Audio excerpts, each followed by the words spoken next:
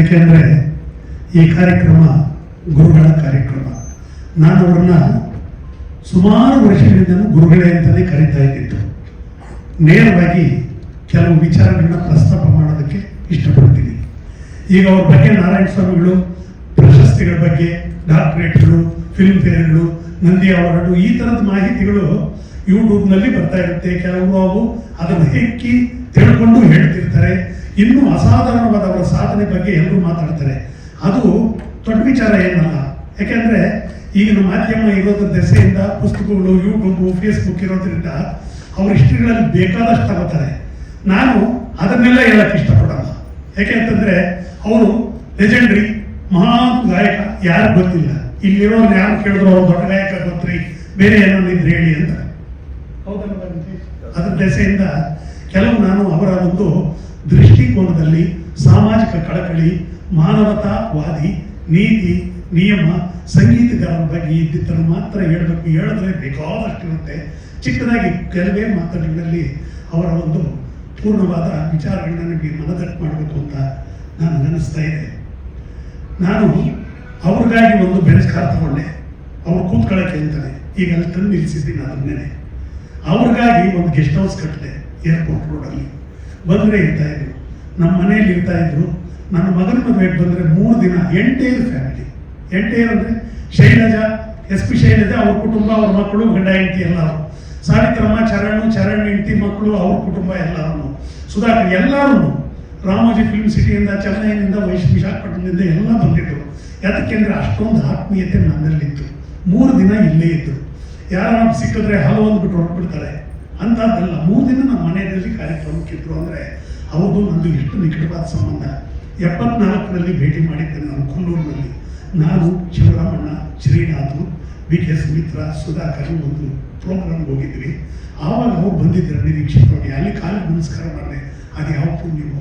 25 ವರ್ಷಗಳು ಅವ್ರ ಜೊತೆಯಲ್ಲಿ ಹಾಡ್ತಾ ಅವ್ರ ಜೊತೆಲೇ ನಡೀತಾ ಇದ್ದೆ. ಕರ್ನಾಟಕದ ಯಾವ ಮೂಲೆಗೆ ಹೋದ್ರು ಸಹ ನಾನಿಲ್ಲದೆ ಓದ್ ದಿನ ಇಲ್ಲ. ಅವರು ಏರ್ಪೋರ್ಟ್ ಬರೋ ಹೊತ್ತು ನಾನು ಹೋಗ್ತಾ ಇದ್ದೆ. ಏರ್ಪೋರ್ಟ್ನಿಂದ ಬರೋ ಹೊತ್ತು ನನ್ನ ಜೊತೆಯಲ್ಲಿ ನಾನು ಅವ್ರು ಕರ್ಕೊಂಡು ಹೋಗ್ತಿದ್ದೆ. ಊಟ ತಿಂಡಿ ಎಲ್ಲ ಅವ್ರು ಮೊಬೈಲ್ ವ್ಯಾನ್ ಅಂತಂದ ಫುಡ್ಡು ಎಲ್ಲ ಮೊಬೈಲ್ ವ್ಯಾನಲ್ಲಿ ಇಟ್ಟಿರ್ತೀಯ ಅಂತ ಅನ್ನೋರು. ಅದನ್ನು ಈಗ ವಿಚಾರ ಹೇಳ್ತೀನಿ. ಊಟ ತಿಂಡಿ ವಿಚಾರದಲ್ಲಿ ಒಂದು ಕಡೆ ಕುಳಿತರೆ ಈಗ ನೀರಿನ ಬಾಟ್ಲಲ್ಲಿ ಬಿಡ್ತಿರ್ಲಿಲ್ಲ.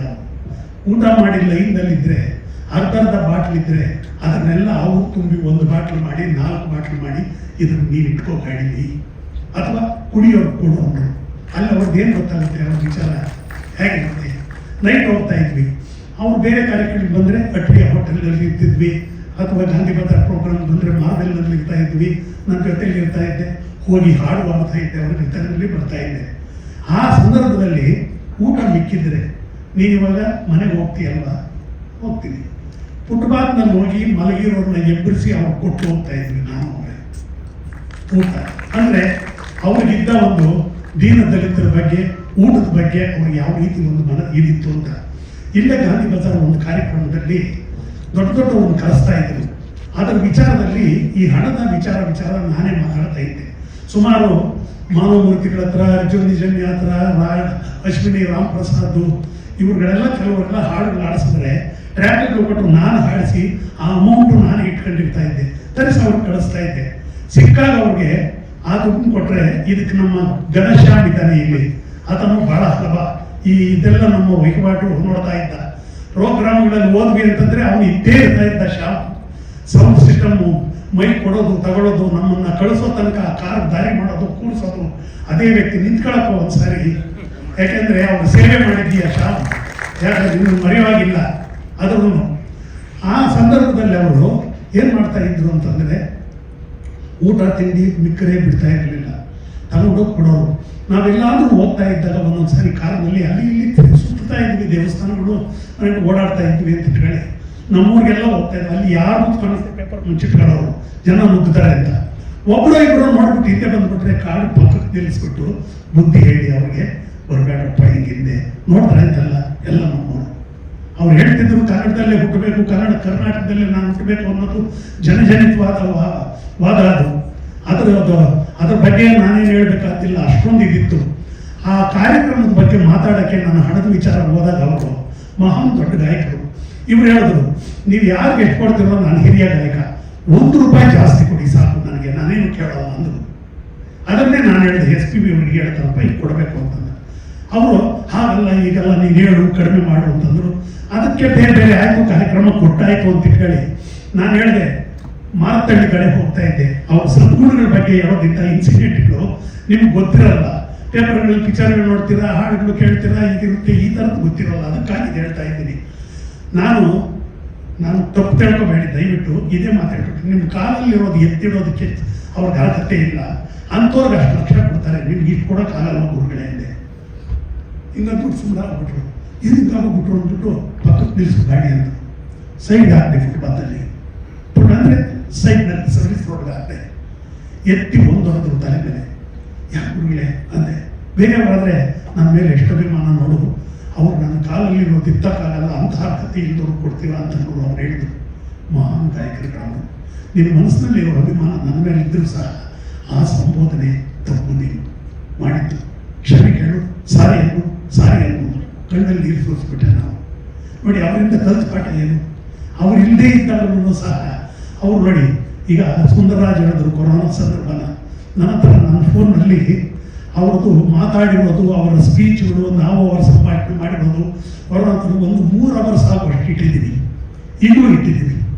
ನಾನು ಆವಾಗಲೇ ಯಾವಾಗಲಾದರೂ ಹೇಳಿದೆ, ಅವರು ಮಿಥುನ ಕೊನೆ ಪಿಕ್ಚರ್ ಕನ್ನಡ ಅಂದರು, ಕೊನೆ ಆಲ್ಬಮ್ಮು ಕನ್ನಡದಲ್ಲಿ ಆಡಿಸಿತ್ತು ನಾನೇ. ನಾನು ಸಾಹಿತ್ಯ ಕೂಡ ರಚನೆ ಮಾಡ್ತೀನಿ, ಸುಮಾರು ಹಾಡುಗಳು ಬರೆದಿದ್ದೀನಿ.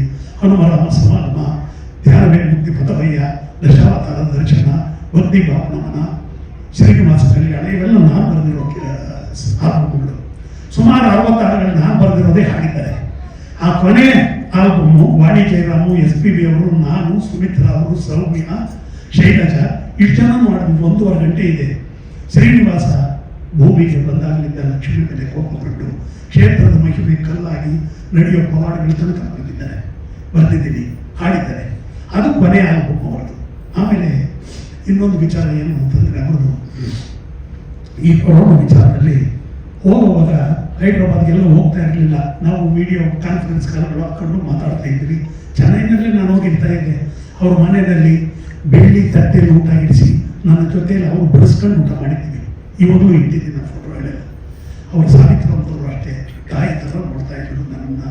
VV ಶ್ರೀನಿವಾಸ್ ನನ್ನ ಆತ್ಮೀಯ ಸ್ನೇಹಿತ, ಮ್ಯೂಸಿಕ್ ಡೈರೆಕ್ಟರು, ಅವರು ಜೊತೆಲಿ ಬರ್ತಾ ಇದ್ರು. ಒಟ್ಟಿಗೆ ಹೋದರೆ ನಾವೆಲ್ಲ, ಅವನು ನಮ್ಮ ಡ್ರೈವರ್ ಅಲ್ಲೇ ಇದ್ದಾನೆ. ಅವನು ಸುಮಾರು ಕಾರ್ಯಕ್ರಮಗಳಿಗೆ ಅವನೇ ಓಡಾಡಿಸಿದ್ದಾನೆ ಅವ್ರನ್ನ ಜೊತೆಲಿ. ನೀನು ಮಾತಾಡೋಕ್ಕಾಗಲ್ಲ, ಓಡಿಸ್ತಾ ಇದ್ರೆ ಬಾಯಲ್ಲಿ ಕೂತ್ಕೊಂಡ್ಬಿಟ್ಟು ಜೊತೆಲಿ ಕೂಡಿಸ್ಕೊಂಡು ಅವ್ನ ಕೈ ಗಾಡಿ ಕೊಡ್ತಾ ಇದ್ರು. ಅಷ್ಟು ನಡೀತಾ ಇತ್ತು. ಕೊರೋನಾದಲ್ಲಿ ಹೋಗಬೇಡಿ ಗುರುಗಳೇ, ತುಂಬ ದರಿದ್ರವಾಗಿದೆ, ಬಹಳಷ್ಟು ಜಾತಿಯ ಹೋಗಬೇಡಿ ಅಲ್ಲಿ. ಅದನ್ನು 53 ನಿಮಿಷ ಮಾತಾಡಿರೋದು ನಾನು, ಒಬ್ಬ ಇನ್ನೊಬ್ಬರು ಪುರುಷೋತ್ತಮ, SPB ಅವರು. ಈಗಲೂ ಇಟ್ಟಿದ್ದೀನಿ ಆ ಕಾನ್ಫರೆನ್ಸ್ನ. ಅವ್ರು ಏನು ಹೇಳಿದ್ರು ಗೊತ್ತಾ, ಮಾನವತಾವಾದಿ ಅನ್ನೋದಕ್ಕೆ ನಮಗೇನೋ ಮನೇಲಿ ಇದ್ದೀವಿ, ಊಟ ಮಾಡ್ತಾ ಇದ್ದೀವಿ, ಹೋಗಿ ರಾಮೋಜಿ ಫಿಲ್ಮ್ ಸಿಟಿನಲ್ಲಿ ಅವ್ರು ಎಷ್ಟು ಸಹಾಯ ಮಾಡ್ತಾರೆ ಇಲ್ಲ ಅನ್ನೋದ್ರ ಬಗ್ಗೆ ನಾನು ಮಾತಾಡಲ್ಲ. ಈಗ ತಿಂಗಳುಗಟ್ಟಲೆ ನಿಂತೋದರೆ ಕಾರ್ಯಕ್ರಮಗಳು, ಅವ್ರು ಬಟ್ಟೆಗೆ ಏನು ಮಾಡ್ತಾರೆ. ನಾನು ಏನೋ ಮಾಸ್ಕ್ ಗೀಸ್ ಹಾಕೊಂಡು ಒಂದು 3 ಎಪಿಸೋಡ್ ಮಾಡಿದೆ ಅಂದರೆ ಅಲ್ಲಿ ಒಂದು 1000 ಜನ ಊಟ ಸಿಗುತ್ತೆ. ಆ ಊಟ ಕೊಟ್ಟು ಧನ್ಯತಾ ಭಾವನೆ ನಡೆಸಿರುತ್ತೆ. ನಾನು ಹೋಗಿ ಬರ್ತೀನಿ ಗೋಪಿ ಅಂದರು. ಅದನ್ನು ಕೇಳಿದ್ರೆ ಈಗಲೂ ಕಣ್ಣಲ್ಲಿ ನೀರು ಬರುತ್ತೆ ನನಗೆ. ನಾನು ರಿಪೀಟ್ ಮಾಡಿ ಹಾಕ್ತಾ ಇರ್ತೀನಿ. ಅದನ್ನು ಕೇಳಿಸ್ರೆ ಶತಮಾನ ಭಕ್ತಿ ಅಂತಂದ್ಬಿಟ್ಟು ಗೋಪಿ ನಿನ್ನೆ ನನಗೆ ಆಗಲಿಲ್ಲ, ಇವತ್ತು ನಿನಗೆ ದೀರ್ಘಾಯುಷ್ಮಾನುಭವ ಅಂತ ನಿನಗೆ ಆಶೀರ್ವಾದ ಮಾಡ್ತಾ ಇದ್ದೀನಿ, ನೀನೇನು ಅಂದ್ಕೊಳ್ಳೋಲ್ಲ ಅಂತ ಚಿಕ್ಕ ಮಕ್ಕಳ ಥರ ಮುನ್ಸ್ಕೊಳ್ತಾ ಇದ್ವಿ ನಾವಿಬ್ಬರು. ಅಷ್ಟು ಚೆನ್ನಾಗಿದ್ದು ಅಂದರೆ ಬೆಳಗ್ಗೆ ಎದ್ದಿದ್ದ ಸರಿ ಹೋಗ್ತಾ ಇದ್ವಿ ಅಷ್ಟೇ. ಅಷ್ಟೊಂದು ನಿಕಟವಾಗಿದ್ವಿ. ನೋಡಿ, ಅವರ ಕೊರೋನಾ ಹೋದ ತಕ್ಷಣ ಅದೇನಾಯಿತು, ಅದೇ ಅವ್ರು ಹೇಳ್ಕೊಂಡು ಹೋಗ್ಬಿಟ್ಟು ಕೊನೆಗೆ ಉಳಿಲಿಲ್ಲ. ಅದಕ್ಕೆ ಕಾರಣ ಏನು ಅಂದರೆ, ಅವ್ರಿಗಾಗಿತ್ತು ಸರ್ಜರಿ ಆಯಿತು, ವೆಯ್ಟ್ ಜಾಸ್ತಿ ಇದ್ದೀನಿ ಅಂತ ಅಂದ್ಬಿಟ್ಟು 35 kg ತೆಗೆದ್ರು ಅಂತ ಹೇಳಿ. ಅದರಲ್ಲಿ ಏನಾಗೋಯಿತು ಅಂದರೆ ಕಲ್ಲು ಕತ್ತರಿಸಿ ಕಟ್ ಮಾಡಿಬಿಟ್ಟು ಅದನ್ನು ಹೊಲ್ದು ಬಿಡ್ತಾರೆ. ಏನು ಸರ್ಜರಿ ಅಂದರೆ ಅದೆಷ್ಟು, ಅದು ಏನು ಅಂತ ಸರ್ಜರಿಗೆ ಈಗ ಮಾಡ್ಬೋದು ನಾವು ಲೈಪೋಸೆಕ್ಷನ್. ಹಾಂ, ಲೈಪೋಸೆಕ್ಷನ್ ಮಾಡಬಹುದು. ಅವ್ರಿಗೆ 1 ಗ್ಲಾಸ್ ಹಾಲು ಕೊಟ್ಟರೆ ಸಾಕು ಅಂತಿದ್ರು, 1 ಇಡ್ಲಿ ತಿಂದರೆ ಸಾಕು ಅಂತಿದ್ರು, 1 ವಡೆ ಕೊಟ್ಟರೆ ಸಾಕು ಅಂತಿದ್ರು. ವೆಂಕಯ್ಯ ನಾಯ್ಡು ಉಪರಾಷ್ಟ್ರಪತಿ ಫಾರಿನ್ನಿಂದ ಎಲ್ಲ ಮೆಡಿಸಿನ್ಗಳು ತರಿಸಿದ್ರು. ಅಂತ ಮೆಡಿಸಿನ್ಗಳೆಲ್ಲ ತಂದರೆ ಆ ಮೆಡಿಸಿನ್ಗಳನ್ನ ತಿಂದರೆ ಹೊಟ್ಟೆ ತುಂಬ ತಿನ್ನಬೇಕು. ಈ ಊಟದ ವಿಚಾರದಲ್ಲಿ ಹಳ್ಳಿಗಳ ಕಡೆ ಹೇಳ್ತಾರೆ, ಜ್ವರ ಬಂತು ತಲೆನೋವು ಬಂತು ಅಂದರೆ ನಾವೆಲ್ಲ ಹಳ್ಳಿಯಿಂದ ಹುಟ್ಟಿ ಬಂದಿರೋರೆ, ನಾಟಿ ಕೊಳ್ಳಿ ಸಾರು ಮಾಡಿ ಒಂದು ಮುದ್ದೆ ಮಾಡಿ ಹೋಗಾಯ ಮಲಕ್ಕೋತಿಂದ ಸರೋಗುತ್ತೆ ಅಂತಾರೆ. ಈಗಿನ ಕಾಲ ಆಗಿಲ್ಲ, ಅವ್ರು ತಿನ್ನೋಕ್ಕೂ ಆಗ್ತಿರ್ಲಿಲ್ಲ, ಕಣ್ಣು ಕಟ್ ಮಾಡಿಬಿಟ್ಟಿದ್ರು. ಆ ಮೆಡಿಸನ್ ಅವ್ರು ಯಾರು ಹೇಳ್ತಿರ್ಲಿಲ್ಲ. ಎಷ್ಟು ಕಷ್ಟ ಅನುಭವಿಸಿ ಆ ಸಾವನ್ನ ನಾವು ನೆನೆಸ್ಕೊಳ್ಳೋಕ್ಕೂ ಆಗಲ್ಲ. ಯಾರನ್ನು ದಯವಿಟ್ಟು ಅವ್ರ ವಿಚಾರ ಮಾತಾಡುವಾಗ ದಿವಂಗತ SPB ಅವರು ಅಂತ ಹೇಳೋಕೆ ಹೋಗ್ಬೇಡಿ ದಯವಿಟ್ಟು. ಅಮರಜೀವಿ ಅವರು, ಭೂಮಿ ಸೂರ್ಯ ಆಕಾಶ ಇರೋದಂತ ಇರ್ತಾರ್ರಿ. ಅವ್ರು ಯಾವತ್ತೂ ಅವ್ರ ಸಾವಿಲ್ಲ ರೀ. ಭೂಮಿ ನಿಂಡಿ ದಿವೇಕೆಯಾಗಿ ನಾನು ಗಾನಾಮೃತ ಮೂರ್ತಿ ಅಂತ ಒಂದು ಹಾಡು ಕೂಡ ಬರೆದಿದ್ದೀನಿ ಅವ್ರ ಬಗ್ಗೆ. ನಾನು ಅದನ್ನು ಯಾವತ್ತಾದ್ರೂ ಒಂದು ಬಿಡುಗಡೆ ಮಾಡಿಸ್ಬೇಕು ಅಂತ ಹಾಡಾಗಿ ಅಂತ. ಅದ್ರ ವಿಚಾರದಲ್ಲಿ ಇನ್ನೊಂದು ವಿಚಾರ, ಗುರು ಅವ್ರ ಪಕ್ಕದಲ್ಲಿರೋದ್ರಿಂದ ಒಂದು ನೆನೆಸ್ಕೊಳ್ತೀನಿ. ಇವರು ಒಂದು ಕಾರ್ಯಕ್ರಮ ಇದ್ದಾಗ ಮನ್ನಾಡಿಯದವರು ಪುಸ್ತಕ ರಿಲೀಸ್ ಆಯಿತು. ಆ ಪುಸ್ತಕ ರಿಲೀಸ್ ಆದಾಗ ನನ್ನನ್ನು ಗುರು ಎಲ್ಲ ನಾವು ಮಾತಾಡ್ಕೊಂಡು ಅವ್ರನ್ನ ಕರ್ಕೊಂಡು ಬಂದಿತ್ತು ಎಲ್ಲ ನಾನೇ. ಇವ ಕಾರ್ಯಕ್ರಮಕ್ಕೆ ಹೋದ್ವಿ ಅಂತ ಇಟ್ಕೊಳ್ಳಿ. ಆವತ್ತು ನಾನು ವೇದಿಕೆ ಮೇಲೆ ಅನೌನ್ಸ್ ಮಾಡಿದೆ, ಏನಂತ, ಈ ಮಿಥುನಂ ಕನ್ನಡದಲ್ಲಿ ನಾನು ಮಾಡ್ತೀನಿ, ಕನ್ನಡದ ಅವತರಣಿಕೆ ನಾನು ಮಾಡ್ತೀನಿ. ಎಷ್ಟು ಖರ್ಚಾಗುತ್ತೆ ಅಂದರೆ, ಇವತ್ತು ಇವ್ರೇನೋ ಒಂದು ಹೇಳಿದ್ರು, ಅವತ್ತು ಏನೊಂದು 15 ಲಕ್ಷ ಖರ್ಚಾದ್ರೆ ಸಾಕಪ್ಪ ಮಾಡ್ಬೋದು, ಅದನ್ನು ಏನಿದೆ ಅಂದರು. 15 ಲಕ್ಷ ಅಲ್ಲಿದ್ದು 20 ಆಗಲಿ, ನಾನು ಮಾಡ್ತೀನಿ ಗುರುಗಳೇ ಅಂತಂದೆ. ಅವ್ರಿಗಾಗಿ 1.5 ಕೋಟಿ ಕೊಟ್ಟು ಒಂದು ಗೆಸ್ಟ್ ಹೌಸ್ ಕಟ್ಟಿಸಿದೆ. 1.5 ಕೋಟಿ ಒಂದು ಕಾರ್ ತಗೊಂಡೆ ನಮ್ಮ ಮನೆಗೆ ಬರಲಿ ಅಂತ. ಅವ್ರನ್ನ ಕೂರಿಸ್ಕೊಂಡು ಓಡಾಡೋಕ್ಕೆ ಇದು ಅತಿ ಅಂದ್ಕೋಬೇಡಿ ದಯವಿಟ್ಟು. ನಾನು ಸುಮಿತ್ರ ಜೊತೆ 52 ವರ್ಷಗಳಿಂದ ಹಾಡ್ತಿದ್ದೀನಿ. ಅವ್ರ ಜೊತೆಲೆ ಸಾಕಷ್ಟು ಹಾಡುಗಳಾಡಿದ್ದೀನಿ. ಗೋಪಿ SPB ಕನ್ನಡ ಡಿವೋಷನಲ್ ಅಂದರೆ ನಾವು ಆಡಿರೋದು ಸುಮಾರು ಹಾಡುಗಳು ಬರುತ್ತೆ ಈಗ ಯೂಟ್ಯೂಬ್ನಲ್ಲಿ ಕೂಡ. ಅದರಿಂದ ಅವ್ರ ಮೇಲೆ ಅತಿ ಅಭಿಮಾನದಿಂದ ಹೇಳ್ತೀನಿ ಅಂತಲ್ಲ. ಅವ್ರು ಹೇಳಿದ್ರು, ನೀನು ಇದು ಚಕ್ರವ್ಯೂಹ, ಸಿನಿಮಾ ನೆಂಡು ಬರಬೇಡ. ಈಗ ನೀನೇನೋ ಹಾಡ್ಕೊಂಡು ಹಿಂಗಿದ್ದೀಯಾ, ಬಿಸ್ನೆಸ್ ನೋಡ್ಕೊಂಡಿದ್ದೀಯಾ. ಯಾಕೆಂತಂದರೆ ಮೇಡಮ್ನವ್ರು ಹಾಕಿರೋದಕ್ಕೆ ಅವ್ರಿಗೆ 2 ಸಾವಿರ ಬೆಳಬೇಕು ಆಮೇಲೆ. ಯಾಕೆಂದರೆ ಬರಬೇಡ ನೀನು, ಹಾಕಬೇಡ ಅಂದರು. ನಾನು ಅನೌನ್ಸ್ ಮಾಡಿದೆ ಎಲ್ಲ ಗುರುಗಳೇ ಹಿಂಗಿದೆ ಅಂತಂದರೆ ಬೇಡ, ನೀನು ಮಾಡಬೇಡ. ನನಗೆ ಇನ್ನೊಂದು ವಿಚಾರ ಹೇಳಬೇಕೋ ಬೇಡವೋ ಅನಿಸುತ್ತೆ. ಮಾರದಲ್ಲಿ ಹೋಟೆಲ್ನಲ್ಲಿ ಕುಳಿತಿದ್ವಿ ಇಬ್ಬರೇ. ಆ ಫೋಟೋಗಳಿದೆ, ಈಗ ಅವ್ರು ಬರೀತಾ ಇದ್ದಿತ್ತು, ನಾನು ಹೇಳ್ತಾ ಇದ್ದಿತ್ತು. ನಾನೇನಾದರೂ ಹಾಡುಗಳು ಆಡಿಸುವಾಗ ಮಾತಾಡ್ತಿರುವಾಗ, ಸರಿನಾ ಗುರು ಹಾಡಿಂಡೆ ಕರೆಕ್ಟಾ ಅನ್ನೋರು. ನನ್ನ ಯಾಕೆ ಗುರುಗಳೇ ಅಂತೀರ, ನೀವು ನಾನು ಗುರುಗಳೇ ಅಂತಿದ್ದೀನಿ ಅಂದರೆ ನೀನು ಹೊರಗಡೆ ಇದ್ದ ಗೋಪಿ. ಇವಾಗ ನೀವು ಮ್ಯೂಸಿಕ್ ಡೈರೆಕ್ಟರ್ ಅಲ್ವಾ, BV ಶ್ರೀನಿವಾಸು, ನೀವು ಹೇಳ್ಕೊಡ್ತಾ ಇದ್ದೀರಾ. ಹೇಳ್ಕೊಡ್ತಾ ಇದ್ದಾಗ ನೀವು ಹೇಳ್ಕೊಟ್ಟಾಗ ನನ್ನ ಗುರು ಸಮಾನ ಅಲ್ವಾ, ನೀವೇ ಗುರುಗಳಿಗೆ ಅನ್ನೋ ಈ ದೊಡ್ಡತನ ಇಲ್ಲಿ ಬರುತ್ತೀರಿ. ಮಕ್ಕಳಿಗೆಲ್ಲ ಕೂತ್ಕೊಂಡು ಹೇಳ್ಕೊಡುವಾಗ ಎದೆ ತುಂಬಿ ಹಾಡಬೇನಲ್ಲಿ ಜಡ್ಜ್ಮೆಂಟ್ಗೆ ನನ್ನನ್ನು ಪಕ್ಕದಲ್ಲಿ ಕೂರಿಸ್ಕೊಂಡಿದ್ರು. ಒಂದು ಎಪಿಸೋಡ್ ನಾನು ಕೂಡ ನ್ಯಾಯವಾದಿಯಾಗಿ ಅವ್ರ ಜೊತೆಲಿ ಕೂತಿದ್ದೆ. 2008 ಕೂತ್ಕೊಂಡೆ ಎದೆ ತುಂಬಿ ಹಾಡಬೇಕು ಬರ್ತಿದ್ದಾಗ. ಅವ್ರ ಕಾರ್ಯಕ್ರಮಗಳು 1, 2, 3 ಚೆನ್ನೈನಲ್ಲಾಗಲಿ, ಹೈದರಾಬಾದ್ನಲ್ಲಾಗಲಿ, ವಿಶಾಖಪಟ್ಟಣದಲ್ಲಾಗಲಿ ಇದ್ದೇ ಇರ್ತಾ ಇದ್ದೆ ನಾನು. ಒಂಥರ ಈ ನಿಲಯದ ಕಲಾವಿದರಲ್ಲ ರೇಡಿಯೋ ಸ್ಟೇಷನ್ನಲ್ಲಿ. ಹಾಗೆ ಕೆಲವು ತಮಾಷೆ ಮಾಡಿರೋದು ಉಂಟು. ಬಂದು ಕಾರ್ಯಕ್ರಮ ಅಂದರೆ ನಾವು ಗೋಪಿ ಇರ್ತಾರಲ್ವ ಅಲ್ಲಿ ಅನ್ನೋದು ನಗೋದು. ನಾನು ಅದನ್ನು ಕೇರ್ ಮಾಡ್ತಾ ಇರಲಿಲ್ಲ.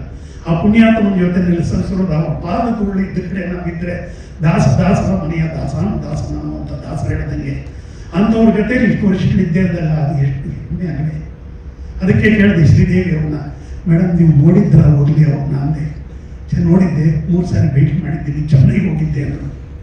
ನೀವೇನಾದರೂ ಆ ಸಂದರ್ಭದಲ್ಲಿ ನನ್ನ ಭೇಟಿ ಸಿಕ್ಕಿದ್ರೆ ನಿಮ್ಮ ಜೊತೆ ಕೂರಿಸ್ಬಿಟ್ಟು ಊಟ ಮಾಡಿಸ್ಬಿಟ್ಟು ಅವ್ರ ಮನೇಲೆ ಒಂದು ರೂಮ್ ಕೊಡಿಸಿ ಒಂದಿನ ಅಲ್ಲೇ ಇದ್ದು. ಸರ್, ನಾನು ಒಂದು ಸೀಕ್ರೆಟ್ ಕೇಳಿದೆ ಅವ್ರನ್ನ. ಹಾಡೋರ್ಗೆ ಏನು ಲಕ್ಷಣಗಳು? ನೀರು ಚೆನ್ನಾಗಿ ಕುಡಿಯೋ, ಮಾತಾಡ್ಬೇಡ ಜಾಸ್ತಿ, ಇಷ್ಟ. ಅವ್ರು ನನಗೆ ಉಲ್ಟಾ ಹೇಳೋದು, ನೀನು ಇಷ್ಟು ಮಾತಾಡ್ತೀಯಲ್ಲ ಏನು ಭಾರತೀಯ ಅಂತ. ಅವ್ನು ಕೇಳಿ ಆ ಚಾಮೆ ಒಂದ್ಸರಿ ಸೌಂಡ್ ಸಿಸ್ಟಮ್ನಲ್ಲಿ ನಾನು ರಂಗ ಅಂದೆ ಅನ್ನೋದಕ್ಕೆ. ಆಮೇಲೆ ಹಾಡುವಾಗ ಕೋರ್ಮಂಗಲದ ಒಂದು ವೇದಿಕೆಯಲ್ಲಿ ಆಮೇಲೆ ಹಾಡಾದ್ಮೇಲೆ ಗಿರಿ ರೈಟ್ ಅಂದರು. ಏನಂದ್ರು, ಆ ಸ್ಪೀಕರಲ್ಲಿ ಚೆಕ್ ಸೇರಿ ಅಂದರು. ಏನು ಗುರುವೇ ಚೆನ್ನಾಗಿದೆ ಸರ್, ಬಾಗುಂಡವಿ ಕರೆಕ್ಟ್ಗ ಅಂತಂದರು. ಇಲ್ಲ, ಇವು ನೀನು ಕೂಗತ್ನಲ್ಲ ಹೊಡೆದಾಗ ನಾನು ನೋಡುವಂಥದ್ದು ಹಂಗನ್ನೋರು. ನೀನು ಇಷ್ಟು ಮಾತಾಡ್ತೀಯ, ಹೆಂಗೆ ಆಡ್ತೀಯ ಗೋಪಿ ಅನ್ನೋರು. ಮಾತು ನಾವು ಕೂತ್ಕೊಂಡ್ರೆ ಎಷ್ಟೊತ್ತಾದರೂ ಬರೀ ಮಾತು. ಹಳೇ ಮ್ಯೂಸಿಕ್ ಡೈರೆಕ್ಟರ್ಗಳ ಬಗ್ಗೆ ಮಾತಾಡ್ತಾ ಇದ್ದರು. ರಾಜೇಶ್ವರ ಅವರೆಷ್ಟು ವಿಚಾರ ಅವೆಲ್ಲ ಹೇಳೋಕ್ಕೆ ಈಗ ಸಮಯ ಇಲ್ಲ. ಯಾಕೆಂದರೆ ಈಗಾಗಲೇ ಏನು ಇಷ್ಟೊತ್ತಾಗ್ಬಿಟ್ಟ ಯಪ್ಪ ಅಂತ ಇದ್ದಾರೆ. ಅದರಿಂದ ನನಗೆ ಅದಿಷ್ಟವಿಲ್ಲ. ಈ ಥರದ ವಿಚಾರಗಳು ಸುಮಾರು ಇದ್ದಾವೆ. KV ಮಹಾದೇವನ ಸಂಪರ್ಕ ಹೇಳೋರು. ನಾನು ರಾಜನಾಗೇಂದ್ರ ಸ್ಟೂಡೆಂಟು. ಆದರ್ಶ ಫಿಲ್ಮ್ ಇನ್ಸ್ಟಿಟ್ಯೂಟ್ನಲ್ಲಿ ಪ್ಲೇಬ್ಯಾಕ್ ಸಿಂಗಿಂಗ್ ಕೋರ್ಸ್ 74ರಲ್ಲೇ ನಾನು ಪಾಸ್ ಮಾಡಿಕೊಂಡು ಸಿನಿಮಾದಲ್ಲಿ ಜಾನಕಿ ಜೊತೆಲಿ ಅವತ್ತೇ ಆಡಿಸಿದ್ರು ಮಾರುತೀಶ್ವರ ಒಂದು ಪಿಕ್ಚರ್ಗೆ ನನ್ನ ಕೈಲಿ ರಾಜನಾಗೇಂದ್ರ. ಅವರು ನನ್ನ ಗುರುಗಳು. ಅವ್ರ ವಿಚಾರಗಳೇನು, ಘಂಟಸಾಲ ಅವ್ರ ವಿಚಾರಗಳೇನು, ಸಿನಿಮಾ ಇಂಡಸ್ಟ್ರಿ ಬಗ್ಗೆ ಇದ್ದಂಥ ಹಳೇ ವಿಚಾರ ಯಾರಿಗೂ ಸಿಗದೇ ಇರುವಂಥ ವಿಚಾರಗಳೆಲ್ಲ ನಮ್ಗೆ ಹೇಳ್ತಾ ಇದ್ರು, ಕೂತ್ಕೊಂಡು ಮಾತಾಡ್ತಾ ಇದ್ವಿ. ಅದು ಚರಿತ್ರೆ, ಇತಿಹಾಸ. ಅದನ್ನೆಲ್ಲ ಹೇಳ್ಕೊಂಡು ಇವಾಗ ಹೆಚ್ಚಿನ ನಿಮ್ಮ ಸಮಯನ ಕಳೆಯೋದಕ್ಕೆ ನನಗೆ ಇಷ್ಟ ಇಲ್ಲ. ಈ ಸಂದರ್ಭದಲ್ಲಿ ಎಷ್ಟೋ ವಿಚಾರಗಳನ್ನ ಮಾತಾಡಬೇಕು ಅನಿಸಿ ಸಮಯದ ಅಭಾವ ಅನಿಸುತ್ತೆ. ದಯವಿಟ್ಟು ನಾನು ಗುರುವಂದನ ಕಾರ್ಯಕ್ರಮ ಇದೆ ನಮಗೆ, ಅದಕ್ಕೆ ಒಂದಷ್ಟು ಪರ್ಚೇಸ್ಗಳಿದೆ. ಖಾದಿ ಗ್ರಾಮೋದ್ಯೋಗಕ್ಕೆ ಹೋಗಬೇಕು. 7 ಗಂಟೆಗೆ ಭಾಳ ಹತ್ರ ಎಲ್ಲಿ ಕುಮಾರಪುರ ಹತ್ರ ನಮ್ಮ ಮನೆ ಆರ್ತಿನಾಗ ಹೋಗೋ ದಾರಿಗೆ ತಗೊಂಡು ಹೋಗ್ಬೇಕು. ದಯವಿಟ್ಟು ಕ್ಷಮೆ ಇರಲಿ. ಇಷ್ಟೊತ್ತು ಮಾತಾಡಿಸಿ ಇಂಥ ಒಳ್ಳೆಯ ಸ್ನೇಹಿತರುಗಳು ಇವರು ವೆಂಕಟೇಶ್, ಇವರು ನಮ್ಗೆ ಚಿಕ್ಕವರಿಂದ ನೋಡ್ತಾ ಇರೋದು ಅವರಾಗಲಿ ಮಧು ಅವರು ಈ ವಿಚಾರದಲ್ಲಿ ದಾಸರ ಇಲ್ಲೇ ನಾನು ಅವ್ರದ್ದೊಂದು ದಾಸರ ವಿಚಾರ ರಿಲೀಸ್ಗೆ ಇಲ್ಲಿಗೆ ಬಂದಿದ್ದೆ. ನಾವು ಕೂಡ ಅವರು ಈ ಥರದ ಸಾಧನೆ ಮಾಡ್ತಾ ಇರೋದು, ಇಂಥ ಒಂದು ವಿಚಾರಗಳನ್ನ, ಇಂಥ ಒಂದು ಅದ್ವಿತೀಯವಾದ ಸಾಧಕ ಗಾಯಕ ಅಂದರೆ ಮಹಾ ಗಾನ ಗಂಧರ್ವ ಅನ್ನೋದ್ರಲ್ಲಿ 2 ಮಾತಿಲ್ಲ ಅವ್ರಿಗೆ. ಅವ್ರು ಬರಬೇಕಾಗಿದ್ದಿತ್ತು, ಒಂದು ನನ್ನ ಆಸೆ ಇದ್ದಿದ್ದು ಪದ್ಮಭೂಷಣ ಅಲ್ಲ ಭಾರತ ರತ್ನ ಬರಬೇಕಾಗಿತ್ತು. ಅದು ಬರಲಿಲ್ಲ. ಯಾವತ್ತಾದ್ರೂ ಯಾರಾದರೂ ಮನಸ್ಸು ಮಾಡಿ ಮರಣೋತ್ತರವಾಗಿ ಅದು ಕೊಟ್ಟರು ಅದು ಸಾರ್ಥಕವಾಗುತ್ತೆ. ಆಮೇಲೆ ಕನ್ನಡದಲ್ಲಿ ಕರ್ನಾಟಕದಲ್ಲೇ ಹುಟ್ಟಬೇಕು ಅಂತಿದ್ದೀವಿ. ಕನ್ನಡದಲ್ಲಿ ನಾವು ಏನು ಕೊಟ್ಟಿದ್ದೀವಿ, ನಾನೊಂದಷ್ಟು ಬಡಾವಣೆಗಳು ಮಾಡಿದ್ದೀವಿ. ಬಡಾವಣೆಗಳಲ್ಲಿ SP ಬಾಲಸುಬ್ರಹ್ಮಣ್ಯಂ ಉದ್ಯಾನವನ ಅಂತ ಇಟ್ಟಿದ್ದೀನಿ. ಆಮೇಲೆ ಘಂಟಸಾಲ ಅವರ ಬುಕ್ಕಿಗೆ ನನಗೆ ಘಂಟಸಾಲ ಅಂದರೆ ಪ್ರಾಣ. ನಾನು ಚಿಕ್ಕ ವಯಸ್ಸಿದ್ದ ಘಂಟಸಾಲ ಅವರ ಒಂದು ಹಾಡುಗಳ ಗುಂಪಲ್ಲೇ ನಾನು ಬೆಳೆದವನು. ಅದೇ ಹಾಡುಗಳನ್ನ ಆಡಿ ನಾನು ಸಾವಿರಾರು ಹಾಡುಗಳು ಪುಸ್ತಕ ನೋಡದೆ ಆಡ್ತಾ ಇರ್ತೀನಿ. ರಾಯರ ಸನ್ನಿಧಿನಲ್ಲಿ ಇದೇ ವೆಂಕಟೇಶ್ ನಾವೆಲ್ಲ ಶ್ರೀಶಾನಂದ ರಾಘವೇಂದ್ರ ರಾಜ್ಕುಮಾರ್ ಎಲ್ಲ ಡಾಕ್ಟರೇಟ್ ತಗೊಂಡ್ವಿ. ಮುಂದೆ 2 ತಿಂಗಳಾಯಿತು. ಯಾಕಕ್ಕೆ ಅಂದರೆ ನಾನು ಬಹಳಷ್ಟು ಗಾಯನಕ್ಕೆ ಅಂದರೆ ಕೃಷಿ ಕುಟುಂಬದಲ್ಲಿ ಹುಟ್ಟಿ ಮನೆ ಬಿಟ್ಟು ತಿನ್ನೋಕ್ಕಿಲ್ಲದೆ ಕೂಲಿ ಮಾಡಿ ರೋಡ್ಗಳ ಕೆಲಸ ಮಾಡಿ ಕಲ್ಲು ಹೊಡೆದು ಮಣ್ಣೊತ್ತು ಬಹಳ ಕಷ್ಟಪಟ್ಟಿರುವಂಥ ವ್ಯಕ್ತಿ ನಾನು ಎಲ್ಲಿ ತಿನ್ನೋಕ್ಕಿಲ್ಲದೆ ಭಿಕ್ಷೆ ಬೇಡಿದ್ನೋ ಅಲ್ಲೇ ಇವತ್ತು ನಾನು ಗೆಸ್ಟ್ ಹೌಸ್ ಕಟ್ಟಿದ್ದೀನಿ. ಅದೇ ಜಾಗದಲ್ಲಿ ಹೋಟೆಲ್ ಕೆಳಗಡೆ 10 ಪೈಸೆಗೆ ಇಷ್ಟು ಇಡ್ಲಿ ಇಷ್ಟು ಚಿತ್ರಾನ್ನ ಕೊಡೋರು, ಒಂದು ವಡೆ ಇಟ್ಟೋರು. ಆ ಜಾಗದಲ್ಲಿ ಲಾರಿ ಕೂತ್ಕೊಂಡಿದ್ರೆ ಬಂದು ಕೊಡೋರು. ನನಗೆ ಆ ತಿಂದ ಜಾಗದಲ್ಲಿ ಇವತ್ತು ನಾನು 15 ಜನ ಸ್ಟಾಫ್ ಇದ್ದಾರೆ, ಆಫೀಸ್ ಇದೆ, 4 ಫ್ಲೋರ್ ಬಾಡಿಗೆ ಕೊಟ್ಟಿದ್ದೀನಿ, ಒಂದು ಗೆಸ್ಟ್ ಹೌಸ್ ಕಟ್ಟಿದ್ದೀನಿ, ಒಂದು ಆಫೀಸು. ಇಷ್ಟು ನನ್ನ ಬಿಲ್ಡಿಂಗ್ ಇವತ್ತು ಅಲ್ಲಿ ಸ್ವಂತ ನಾನೇ ಮಾಡಿದ್ದೀನಿ. ಯಾಕೆಂದರೆ ದೈವ ಇಚ್ಛೆ ನೋಡಿ, ಇಂಥ ಗುರುಗಳ ಆಶೀರ್ವಾದ. ಅವ್ರ ಬಗ್ಗೆ ಮಾತಾಡಬೇಕು ಅಂತಂದರೆ ಬಹಳಷ್ಟು ವಿಚಾರಗಳಿದೆ, ಬಹಳಷ್ಟು ಸಮಯ ಬೇಕಾಗುತ್ತೆ. ಯಾವಾಗಲಾದರೂ ಅದನ್ನು ಹಂಚ್ಕೊಳ್ಳೋಣ. ಈಗ ಸದ್ಯಕ್ಕೆ ಈ ಒಂದು ವಿಚಾರದಲ್ಲಿ ನನ್ನನ್ನು ಕರೆಸಿ ಈ ಒಂದು 4 ನಾನುಡಿಗಳನ್ನ ಹೇಳೋದಕ್ಕೆ, ನಾನು ಅವ್ರ ಬಗ್ಗೆ ಬೇರೆ ಚಿತ್ರಗಳ ಹಂಗೆ ಆಡೋದು ಹಿಂಗೆ ಆಡೋದು, ನೀನೇ ನಾನೇ ಎಲ್ಲ ಥರ ಮಾಡಿದ್ದಾರೆ. ಯಾರಿಗೆ ಹೆಣ್ಣು ಆಡಲಿಲ್ಲ. ಅಲ್ಲೂ ರಾಮಲಿಂಗ ಹೇಳಿದ್ರೆ ಮತ್ತೆ ಹೊಸ ಅವ್ರ ಥರ ಆಡಿದ್ದಾರೆ. ರಾಜಬಾಬು ಚೋಡೋ ಪಿನ್ನ ಹಾಡು ಪಿನ್ನೋಡು ಅಂತ ಅಲ್ಲಿ ಆಡಿದ್ದಾರೆ. 8 ಗ್ರಾಮಗಳು ಸಟ್ಟೋಲಿಗಿನ ಅಲ್ಲಿ ಆಡಿದ್ದಾರೆ. ಅಂತ ನಾಗೇಶ್ವರ ಆಡಿದ್ದಾರೆ. ಅದನ್ನೆಲ್ಲ ಹೇಳ್ಬೇಕಾದಿಲ್ಲ, ಜನಕ್ಕೆಲ್ಲ ಇನ್ನೂ ಚೆನ್ನಾಗಿ ಗೊತ್ತಿದೆ. ಆದರೆ ಇಷ್ಟೊತ್ತು ನಾನು ಮಾತಾಡೋದಲ್ಲ, ಈ ವಿಚಾರಗಳು ಅವ್ರ ಬಗ್ಗೆ ಎಷ್ಟು ಮಾನವತವಾದಿ ದುಡ್ಡು. ಅವ್ರು ಒಂದು ಮಾತು ಹೇಳೋರು ಯಾವತ್ತಿದ್ದರು, ಅಭಿಮಾನಿಗಳು ಯಾವತ್ತೂ ಹುಚ್ಚರಿಸ್ಕೋಬೇಡಿ, ತಂದೆ ತಾಯಿ ಮಾತು ಕೇಳಿ. ಅಭಿಮಾನ ಅನ್ನೋದು ಇರಲಿ, ಮನೆಯನ್ನು ಬಿಟ್ಟು ನೀವು ಇದಕ್ಕಾಗಿ ಓಡೋದು ಇನ್ನೇನೋ ಮಾಡಿ ಎಲ್ಲ ಮಾಡೋಕ್ಕೆ ಹೋಗ್ಬೇಡಪ್ಪ. ನಿಮ್ಮ ಅಭಿಮಾನ ಆಶೀರ್ವಾದ ನನ್ನ ಮೇಲೆ ಇದ್ದರೆ ಸಾಕು. ಮನೆಗೆ ಹೋಗಿ ಅನ್ನೋರು ಒಂದು ಊಟ ಬಿಟ್ಟು ಅದು ಮಿಕ್ಕರೆ ತಗೊಂಡು ಹೋಗ್ಬಿಟ್ಟು ಎಬ್ಬರಿಸ್ಬಿಟ್ಟು ಕೊಡ್ತಾ ಇದ್ರಲ್ಲ, ನನ್ನ ಜೊತೆ ನಾನು ನೋಡಿರೋದೆ ಬಿಸಾಕ್ತಾ ಇರಲಿಲ್ಲ. ಅದನ್ನ ನೀರು ಬಾಟಲ್ಗಳು ಹೇಳಿದ್ನಲ್ಲ ನಿಮಗೆ, ಆ ಥರದ ವ್ಯಕ್ತಿ ಅವರು. ಇಂಥ ವ್ಯಕ್ತಿನ ನಾವು ಗ್ರಾಮದಲ್ಲಿ ಗಾಯಕನಾಗಿ ಅಲ್ಲ, ಅವ್ರನ್ನ ಕಳ್ಕೊಂಡಿರೋದು ನಮಗೆ ದುರಾದೃಷ್ಟ. ಆದರೆ ಅವರು ದಿವಂಗತ ಅಲ್ಲ, ಅಮರ ಜೀವಿ. ಇಷ್ಟು ಹೇಳಿ ನಾನು ಮಾತು ಮುಗಿಸ್ತೀನಿ. ಗುರು ಏನೋ ಇನ್ನೊಂದು ವಿಚಾರ ಅಚ್ಚರಿಯಾದ ಸಂಗತಿ ಹೇಳ್ತಾರೆ ಅಂತ ಕಾಣುತ್ತೆ. ಏನಿಲ್ಲ, ಬರೋದ್ರೆ ಜಾಸ್ತಿ ಮಾತಾಡೋದಂತ